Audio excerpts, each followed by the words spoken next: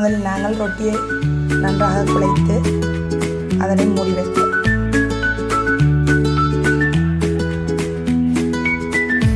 Okay friends, நான் குழைச்சி வச்சாச்சு.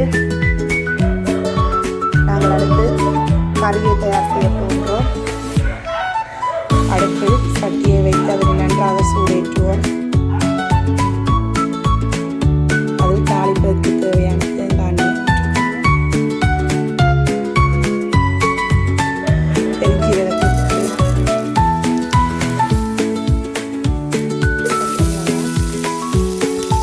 வெங்காயம்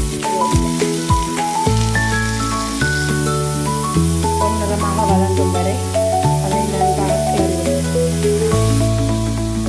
உங்களுக்கு இந்த கறிக்கு லீட்ஸும் கரெக்டும் சேர்க்கணும் விரும்பினா இந்த கறிக்கு சேர்த்துக்கொள்ளலாம். பம்பா வெங்காயம் வதங்குறதுக்கு கன நேரம் சென்றால் அதுக்கு கொஞ்சம் உப்பை போட்டு விட்டால் நன்றாக வதங்கிவிட்டு இதற்கு தேவையான மசாலாக்களை போடலாம். மிளகாய்த்தூள், மசாலாத்தூள், சிக்கன் பவுடர், மற்றது மிளகுத்தூளும் மஞ்சத்தூளும் இதற்கு போடணும்.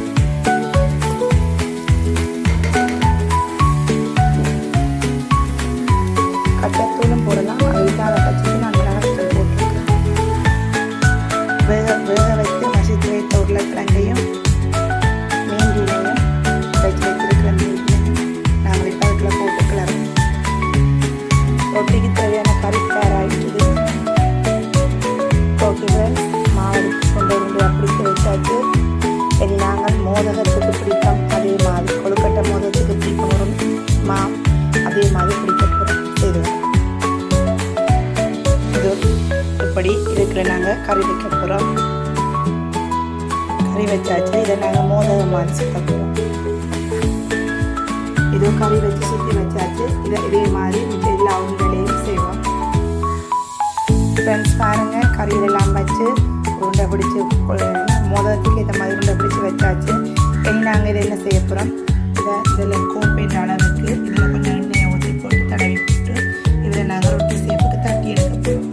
பாருங்கள் ஃப்ரெண்ட்ஸ், இந்த பாருங்கள் வட்டமாக தட்டியாச்சு. இதை நாங்கள் அடுப்பில் தட்டியை தோசைகளை சூடு வச்சு போட்டு அதில் கொஞ்சம் எண்ணெயை விட்டு நாங்கள் நல்லா வேக வச்சு ரொட்டி மாதிரி தட்டி எடுக்க போகிறோம். இதோ ஃப்ரெண்ட்ஸ், ரொட்டி சூடு வரை கொண்டு இருக்கின்றது. ஃப்ரெண்ட்ஸ், ரொட்டி தயார். ஃப்ரெண்ட்ஸ், கறி ரொட்டி தயாராகிட்டுது. வாங்க சாப்பிடுவோம். ஃப்ரெண்ட்ஸ், இதோ கறி ரொட்டி ரெடி ஆகிட்டுது. நாங்கள் சாப்பிட போகிறோம். Okay bye. இன்னும் ஒரு வீடியோவில் நான் உங்களை மீண்டும் சந்திக்கிறேன். பாய்.